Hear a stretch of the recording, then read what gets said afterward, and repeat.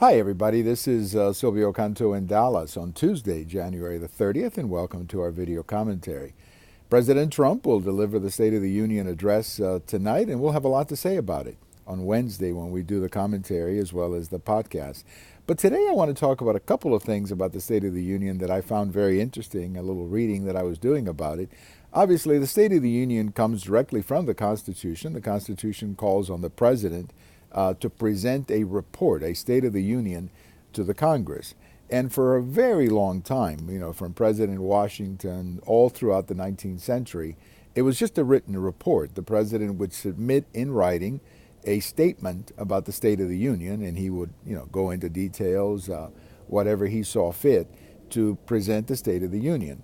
And it worked that way, as I say, for much of the 19th century, even during the Civil War, when the country was bitterly divided in the Civil War. President Lincoln still submitted the report in writing. It changed in the 19th century. I think it was President Wilson, that would have been roughly 100 years ago, who actually went down to the Congress and made a presentation in person, and then it became that way. In fact, there's a very interesting photograph that I saw recently of President Truman delivering the State of the Union in 1949 after his election in 1948.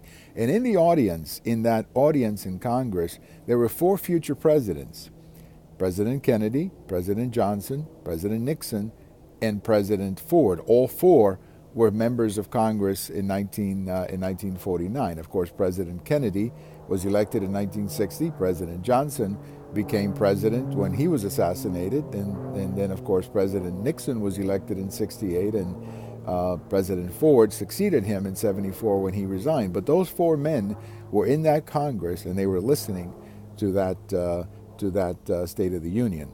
So it pretty much it stayed a sort of an afternoon presentation, not much fanfare, and then it went into prime time. But the man who really took the State of the Union to another level was President Reagan, who began the tradition of inviting citizens and having citizens sit with the First Lady, and then the president would introduce them for one reason or another. And for example, when President Reagan went back to Congress after the failed assassination attempt, he introduced one of the officers who had saved his life. And that tradition stuck with Reagan, and Reagan was the master at this. And it became a tradition that every president has followed. Now, I don't think, for obvious reasons, Reagan was such a great communicator. I don't think his successors have done as great a job as Reagan. But again, Reagan was the master at communication. Now, tonight, President Trump will have some guests with the First Lady as well. And I don't know who they are, but I'm sure they will be interesting people. But really, it was President Reagan who made the State of the Union what we see today. Now, a lot of people have complained that the speech has become too political, and it has. That it has become too much, as they say, hype, and it has. Most of the time, the State of the Union, nobody really remembers it a few weeks later. Sometimes some major things are presented in the State of the Union, but of course it all goes into Congress, and then that's, things tend to slow down there, as they should.